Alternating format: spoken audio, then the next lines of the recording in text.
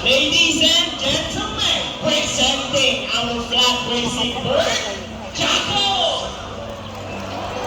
Jaco is our European Kakadu. Scientific name is Kakadu amorosensis. These birds can be found in eastern Indonesia, and they are the largest among the white Kakadus. Go, Jaco! There you go! The show has officially started. A round of applause for Jaco!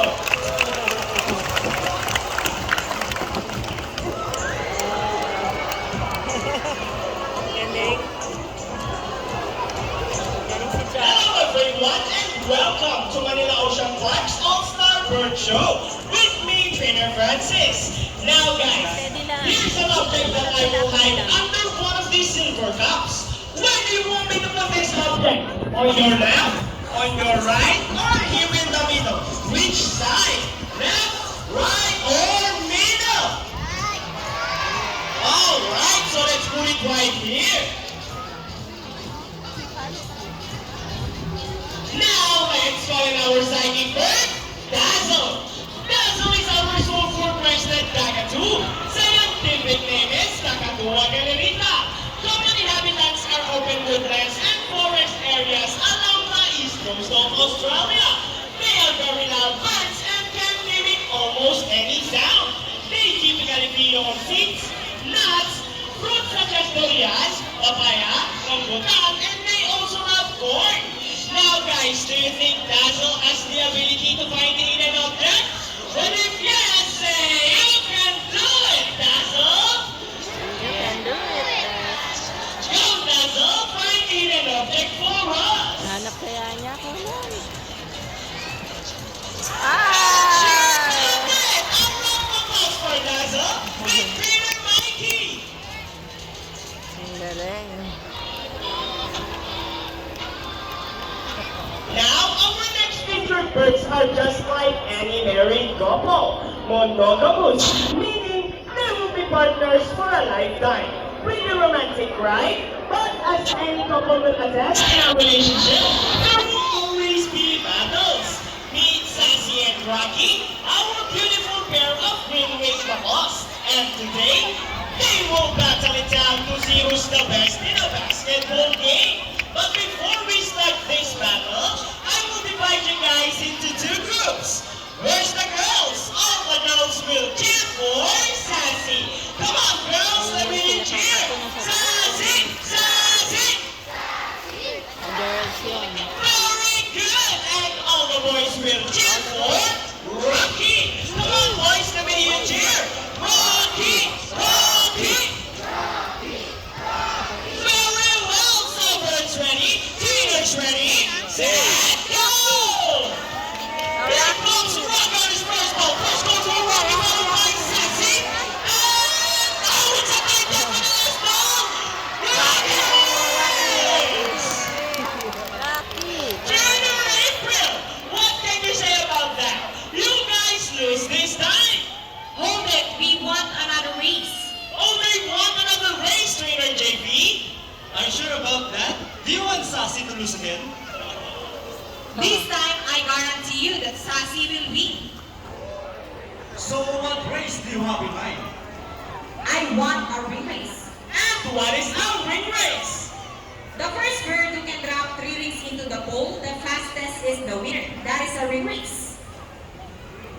So our ring race it shall be. Remember guys, that boys already have 1 point. So girls, let's cheer louder for Sassy to win this time. We'll take to win this again, and this time our ring race. Ready, set, go! Rocky! Here comes Rocky! First ring race, go for Rocky!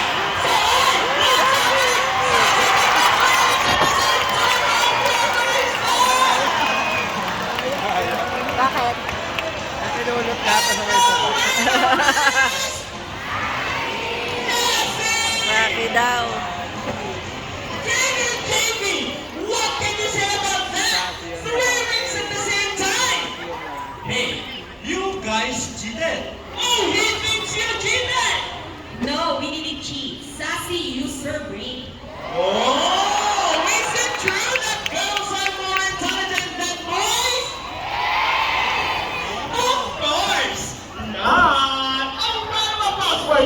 Rocky with trainer April and trainer Jamie. Our next highlight bird was rescued by DNR from illegal traders and was donated here in Manila Ocean Park. So without further ado, let us all welcome our Philippine hornbill. Here comes Steve! Scientific name is Poceros hydrocolis, also known as Rufous hornbills. They are locally known as Kalaw. Kalaw These ang birds can be found in Basilan, Pilihan, Samar, and Leyte. In the wild, Rufous hornbills can do long distance flight. In fact, they can travel from one continent to another. one continent to another, no? Oo. Come on, G! Lumilipad na yung iba. Ay, iba. Nandun lang sila, oh. Show them how amazing you are! Ayun siya, kumakawa yung trainer doon, no? And just a gently reminder, guys, please remain on your seat. There you go! Amazing, right? A round of applause for our Philippine hornbill, G! Ayun yung mga kakatu, lumilipad din. Nayanan pala nila. Now, guys, who loves math? Everyone here knows Nayanan division, pala nila right? lumipad na Because this nakakatu. next Ayun, oh. part Ayun of na our sila, oh. program will leave most people baffled and amazed. Even us trainers. Do you think birds can do math? Well, before we call in our mathematical wizard, I'll be needing two numbers between 1 to 50. Any numbers between 1 to 50? What number, guys? Alright, so the first number is number 10. How about the second number?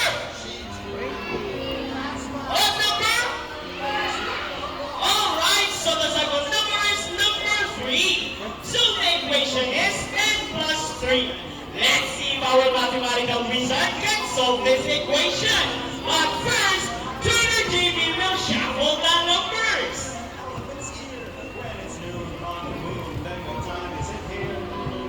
Now let's call in our hybrid makon, Rocky!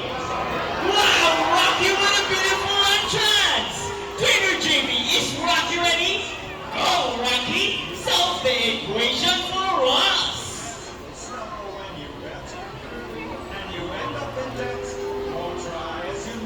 And he gets the first number correct. But how about the second number? Well, Rocky loves numbers. Oh, I think Rocky is calculating. What you gonna do, boy?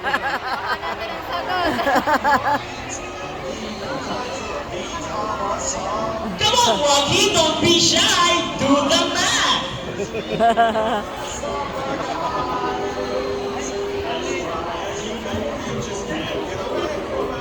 Trainer April, is Rocky ready? Go, Rocky. Finish the equation for us. Ayun na.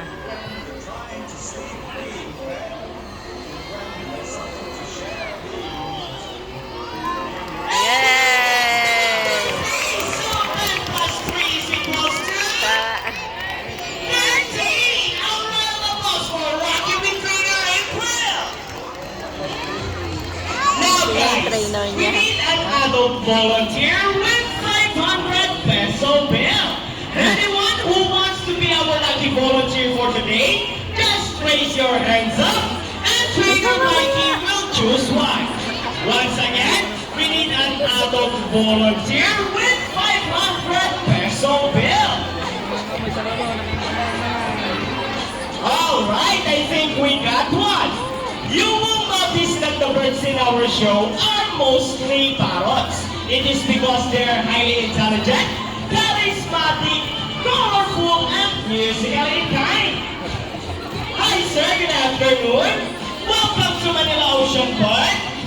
Sir, first off, what is your name? A round of applause for our volunteer, Mr.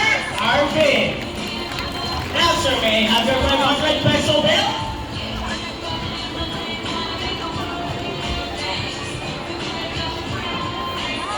Oh, guys, 1,000. Now, sir, kindly follow me here in front. Pwede Sir, pala all you 1,000. have to do is stand here in front. Over here. Facing this way. And extend your left arm just like this. As I put your money between your fingers.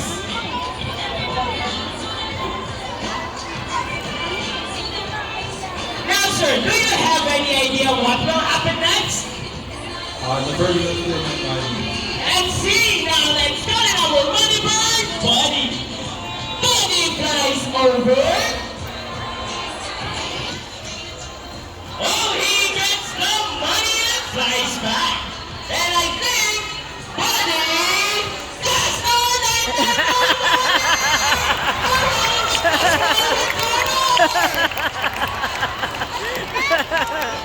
Sir, I have a question for you.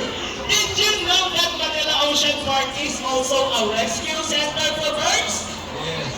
Well, your money will go a long way, and we are very, very grateful. You may not go back to your seat.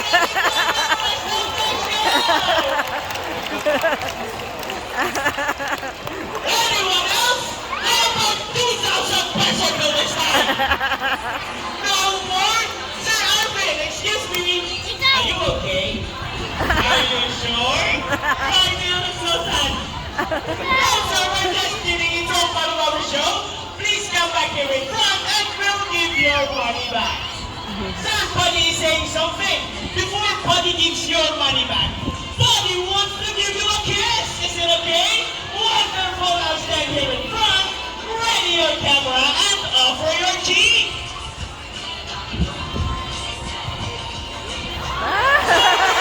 Another one. Open your hand, just open your palm and look at the camera. Smile. Ang galing. And there is your money. A round of applause for our volunteer and Buddy. Ladies and gentlemen, now that you have seen our intelligent parrots and fantastic hornbill, we would like to show you another species of bird here in Manila Ocean Park. Birds of prey are also known